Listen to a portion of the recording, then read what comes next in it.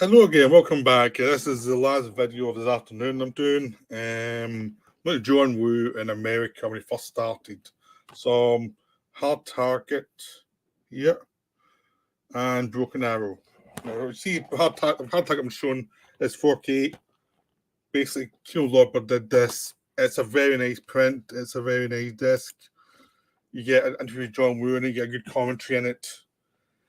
Interview with Lance Henriksen and a stunt coordinator. There's a release of Broken Arrow on Blu-ray, which I have, which is just based on the film.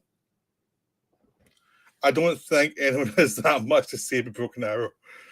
It's that kind of film that's it's okay. That is the best you can say about it. I mean, the Woo American films. If you're a John Woo fan, you know that the American films, apart from Face Off, weren't the best. I mean, I have a soft spot for Wind Talkers, even though it's pretty cliched. I saw it in the cinema when it came out. I kind of enjoyed it, even though it is a very obvious film. But it felt like a genuine film by Woo. It felt like a film he wanted to make. Paycheck is, I've only ever seen it once. I may watch it again because I'm doing John Woo in America, but whatever, I'm motivated to watch it, I suppose. Mission Impossible 2 was kind of a disaster. But you can see it was made by John Woo. You can tell his imprints were there. It's just he was doing a bad script. Sully was doing a Hard Target where the script itself was the weakest part of the film. So Face Off is the one film that feels very much like John Woo. So I'm just looking at the first two films, which my view of them now are different from my view of them when they were first released. When they first came out, I thought Hard Target was a bit of a disappointment. I thought Broken Arrow was a lot better. And now I look at it like Hard Target has its flaws, but it's really enjoyable.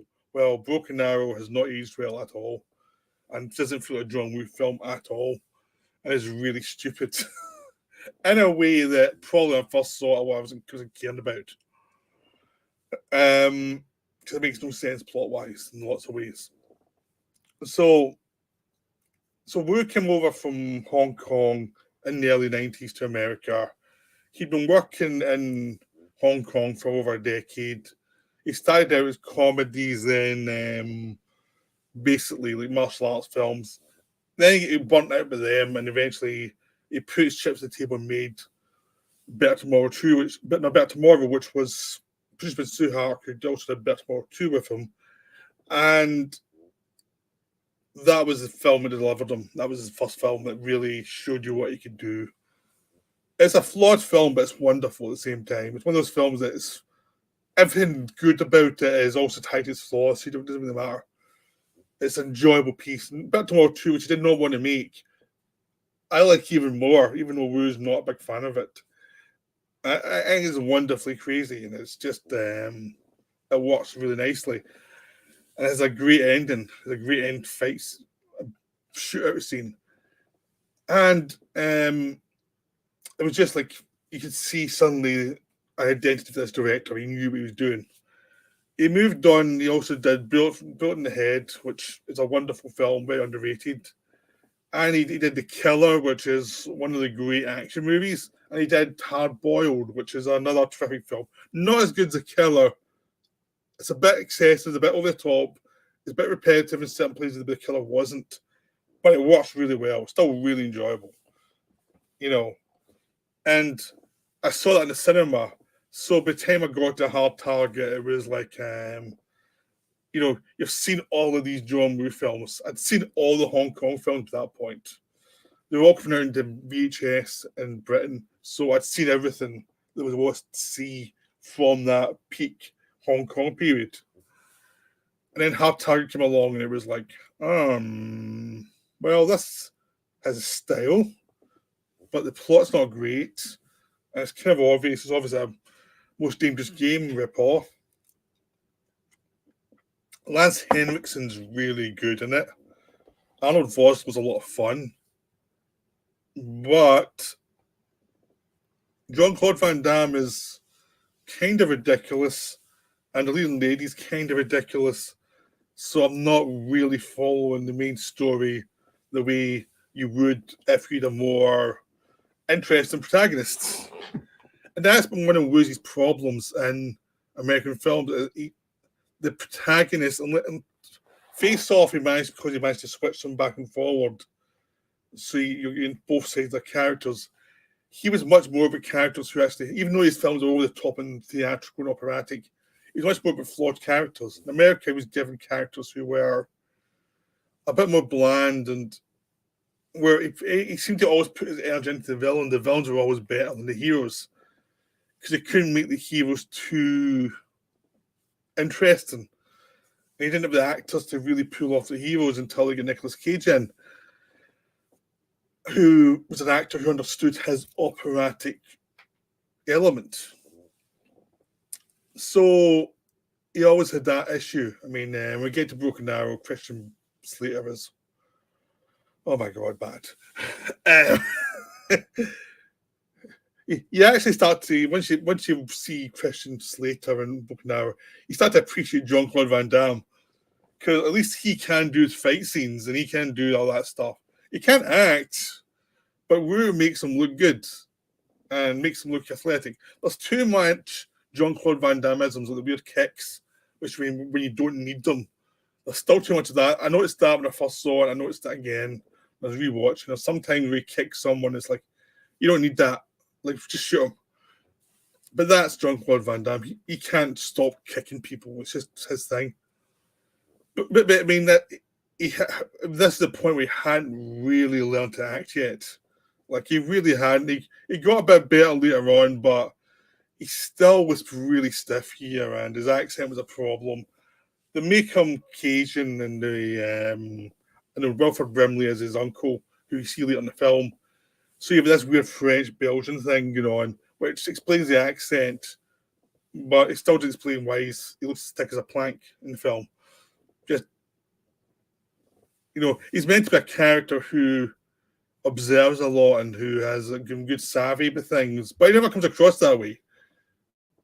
He's defined by his costume, like Wood rescues him well and does his best with him, but there's only so much you can do with someone who isn't the best actor. So he tries to style his way through the performance with Van Damme as much as he can. But Van Damme got a lot of hate because he tried to re-edit the film to put some more of him in it when we really wanted less of him. So you get enough balance, really, ultimately, in the film. The best you can get for this situation. But you appreciate him more when you rewatch the film and says he can do the action stuff. But the acting bit is beyond him. And it's a real shame because you kind of needed the acting bit to make this work. And apparently Kurt Russell was the person we wanted. And it was like, oh, it's a shame he didn't get him because he did him perfect for this part. So that's a problem, but it's not an amazing problem because Van Damme is athletic and Wu can shoot some really good scenes with him when it comes to the action scenes. And he's got Lance Henriksen as a villain who's just chewing all the scenery. He's even going over the top while he's in fire. He's that good. And Vosloo as his sidekick, Pick Van Cleef, is just great. He was the mummy later on. He's having a whale of a time doing this thing. He's just having so much fun. As the two guys, you're meant to hate them because they're the guys who are killing everybody and who are doing the manhunts. But they're so much more fun than anyone else in the film that you end up kind of rooting for them anyway because they're so much more enjoyable and entertaining. It's like, I wish the film was about them. That would have been a better film. You have Yancy Butler as the leading lady, and she's meant to act concerned for her father who's disappeared, but again, like Van Damme, there's nothing there. She does not have the screen presence or the acting skill to really pull off this character. And it's not a surprise she disappeared not long after from films because it's just obviously someone who's in the film who isn't experienced and isn't really up to the task of what they need. So the film does have two leads that don't work, but the villains that do work. And you have supporting parts. The homeless people around the town are fun. Casey Lemons turns up as, who's our director. She turns up as a detective, and she's fun. Again, she should have been the lead. It's so obvious watching the film. She should have been the lead actress in the film. It would have made it more interesting. It's like, why wasn't she the lead? It's like, she can act, and she's not the lead. It's like, it was just weird. Because you're in New Orleans, there's lots of black people in New Orleans. It's like, it would have made more sense if she was the lead. Because just actability and just basically keeping people's interest in the film. Instead, she's a detective and she gets killed halfway through the film. But I mean, there's a lot of stuff that's very woo. Like, he's very interested in the idea that a lot of people are getting killed as homeless. You get lots of the homeless people. You get the atmosphere of New Orleans in the film. There's a nice chase through a graveyard. There's lots of nice scenery in the film, and there's lots of John Woo action beats where he shoots something, you get it from different angles, and he goes back a little bit and goes, you see it from a different angle. And it shouldn't work, but it works perfectly because Woo's set up the world and the rules of the film that you understand exactly what he's doing. It's a moment in time, so that by the time you get towards the end, you can have something that takes place over a minute screen time, which would take 10 seconds in real life.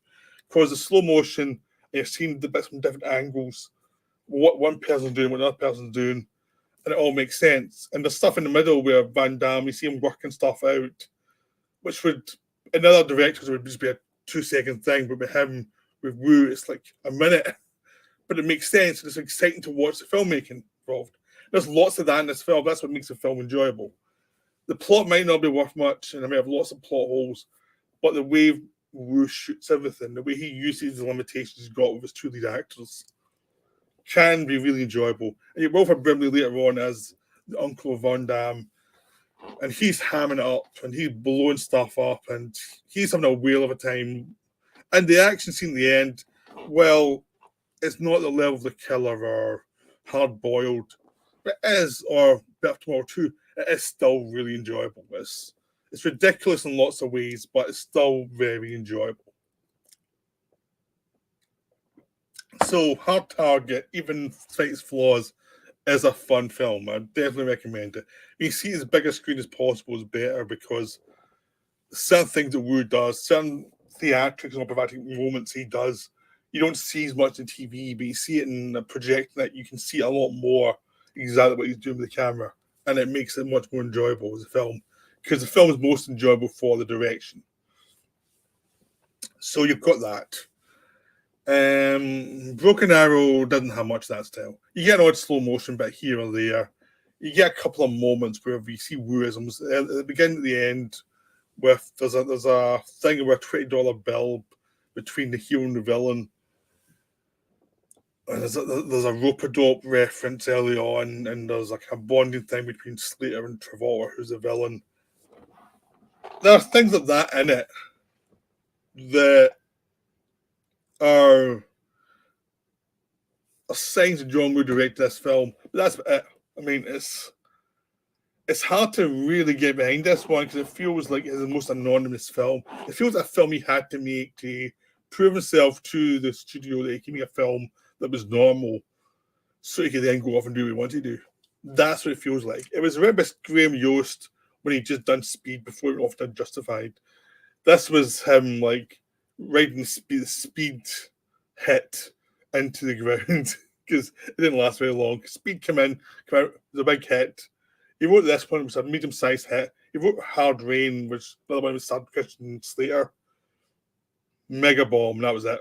And then he went back into TV and did a good career. It was just one of those things. But so this was like kind of medium. It was kind of thing where someone just had a hit. The studio wanted a film from them writing it, and I thought, what else do I have? Okay, let's do that instead. He did this instead of Speed 2 because Speed 2 was done by other people, and that was much worse than this film. This film is discoherent in some ways. At least there's a plot that doesn't make sense, but at least you can follow what they're trying to get at, unlike Speed 2, which doesn't have a plot worth a damn.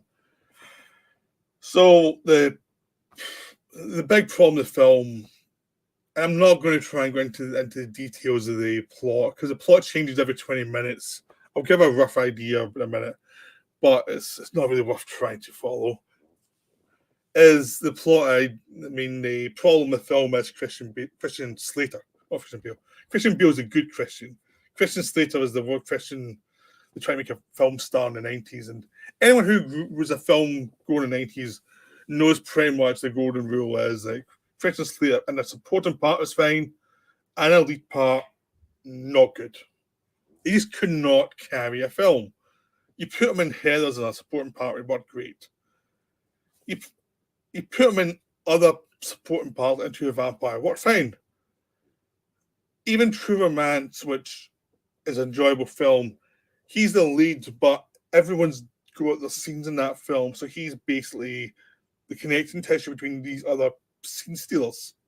And it works fine because he's well cast in that character. But this one, they try and make him an action hero, and he cannot. He's too small. He doesn't have the range or the rage to either come across as really nice or someone who's determined. You don't get determination, you don't get nice, you just get a bland feeling of someone who doesn't quite know what they're doing and looks a bit stupid. Because early on, Travolta says more or less he didn't have the guts to stand up to him. And that's how, that's just so damning to the film because he never does in the film feel that way, like he's actually got anything going for him. He just feels like he's floating along from one action scene to the other. And John was trying his best, but there's just nothing he can do. He's chosen the wrong actor, or the studio's chosen the wrong actor, or whatever. But it's not working. Travolta's the one carrying the film. He's a lot of fun as a villain. This was just post Pulp Fiction when he was having a lot of fun trying different things out before he crashed it all with Battlefield Earth. But he's enjoying himself in this part, and he's the one who's bringing all the energy to the film all the time. He's doing the action for the rest of the cast basically in this film because no one else is really committed. Samantha Mathis shows up in the Sandra Bullock part, which is basically the woman who's stuck in this situation trying to survive. She's been good in other films, but in this one she's very ticky, and I'm not sure Wu knows how to direct women very well. In this film, I think he just leaves her alone and hopes for the best because some scenes she's fine, other scenes she's really annoying, and it's like, what the hell? There's some terrible banter from Charles Slater that's you just have to groan through it. So basically, the plot is stealing nuclear weapons and threaten the American government will set them off if the Americans don't give them so many $1 million. It's the most basic plot imaginable. And things happen, and it's like originally it meant to be like Travolta thought that Slater died in a crash, and then he didn't, so he's now trying to stop Travolta. But Travolta's got all these different twists and turns where he's thought of everything apparently, even though his plan was that Christian Slater was going to die early on. And everything's, no matter what they do, Travolta's got a counter plan too for things that he would never know he'd need in the first place. So the film's stupid that way. There's a section where there's underground nuclear explosion, which just looks sad nowadays. It just doesn't look very good. It's very early CGI. And the whole film is this weightless quality. Like, you're just waiting for the scenes where Wu can do his stuff with the gunfights. So it's that kind of feeling of just a weightless film with a director who's too good for it and an actor who's too good for it. But they would combine with Face Off pretty soon afterwards, so that worked out well. But the film does feel really weightless because, see what Keanu Reeves, in Speed, he delivered as an action star. He was an action star. I mean, there weren't that many action stars who came out in the 90s, really, and said, hey, I can carry an action movie. The only three people who actually carry action movies in the 90s who have careers now are like Keanu Reeves, Tom Cruise, and Brad Pitt. And none of them wanted just full-time action actors either. And you can tell how good they are in these parts when you see someone like Christian Slater in one of these parts where it's like, oh, this is what an actor who can't carry a action movie does. This is not good at all. This is just you're vaguely going from scene to scene, and there's no coherence to the character in a way that you need. In a movie, you need the character to make sense from A to B to C to D. Even if the plot's falling apart, you need to have a sense of them as a person doing this, that, next thing. So you ignore some plot problems, but you're in the sense of a persona. And that's why some of the Harrison Ford always works in action, is a sense that your sense of what his motivation is always, so the actual scenes have weight of what's happening. And this thing, you never have a sense of what Christian Slater's actually about, ever, beyond he's a bit weak and a bit stupid. So none of the action scenes actually have any real drive to them. You never have a feeling he's really that driven, even though the plot says he is. You never have a feeling he's that passionate. You don't have a sense he's that anything, which is the worst thing in a John Woo film. You want someone who's operatic and who does things that is unique and strange. And this one, you get nothing. You just get this bland, awful performance at the center of it, and a plot that doesn't really make sense. But you'd be willing to forgive it for not making sense if you had a better lead character or a lead performance, because you get a sense that Woo's not that inspired by this performance either. He's not like really giving him the close ups that when you see him shooting John Travolta, he's been inventive with the camera work to the degree he's allowed to be in this film, where he's trying to show his best behavior to the studio. There's this little things he does with Travolta that shows you he's enjoying working with Travolta. With Slater, it's just like the mechanical A to B to C to D. And he just a sense of a director who realizes this lead character does not work. Now, just to try and survive it. So it's a bland film in a way that even Mission Impossible 2, which has lots and lots of problems, isn't bland. It's crazy. It's bad in lots of ways, but it's crazy. Broken Arrow is just bland. That's the big problem with the film. It's bland. So that's the worst can get with John Woo. I'd much rather him go crazy bad than bland. And that's the problem with these American films, is that they never really let me go crazy. And they're all scared of making him have his characters be a bit more multidimensional and flawed, which is what he needs to really work. You know, in his Hong Kong films, his characters were flawed, which works. In Face Off, his characters were flawed, which worked. He needs flawed characters to make this crazy mix he does right. In America, he couldn't ever get that because they wanted their heroes to be more clean cut and less flawed, and it was a combination that was never going to work, because what Woo does best and what America does best are two different things, and there's a language barrier, but there's also a barrier in what American films like and what a film director like John Woo seems to like, and it's very different. His films are romantic, but they're romantic about people who are flawed, which takes away which means the flaws are much more acceptable if you watch them, because it's romantic about the potential to get better. But if you have a bland character, there's no character to get better. It's just he's already there. He's really always what he's going to be. And no matter how much they try and progress the Christian Slater character in this film, he just remains the same bland character who doesn't really change. It's like they try to say, well, he's getting better, he's getting more into himself, but it's no, he's just the same boring character. So that's basically the problem with this film, is a tedious lead character and a director trying to behave with a script that's not really finished. Doesn't feel like there's it feels like it runs out of steam 2/3 of the way through, and there's a lot of huffing and puffing getting from A to B to get to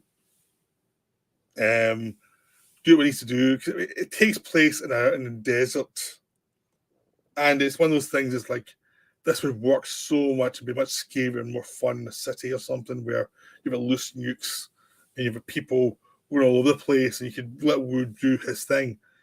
In the desert, he's trying to go from A to B, and it's always a bit bleh. It's like he doesn't really suit the desert location either. He needs the vibes of different people in the city. I mean, that's the thing is like in even Hard Target, there's lots of people in the city he could cover in New Orleans. There's some life to it. And this one is just like deadly. It's just like he's dealing with military characters or the desert, and it's like no wonder he's not that inspired. It's just that everything there goes against what he does well. So it's not a surprise the film doesn't really work. So that's the first two John Woo films in America. I will do Face Off eventually. I don't know what we'll do. Yeah, I might watch When Talkers Again. I quite like that one. And we'll see with Paycheck. We'll see how brave I'm feeling. I am interested in watching Red Cliff soon because I've got the 2-disc thing where you've got both versions, both parts of it. So that's definitely interesting to watch. But I'll continue this. This is not a main series thing. This is just a side series thing that because I always want to watch the films again. So this gives me an excuse. I'll do videos on them, but it's mainly an excuse to watch the films again. So I hope you enjoyed the video. I'll be back with another one eventually. I'll see you later. Bye.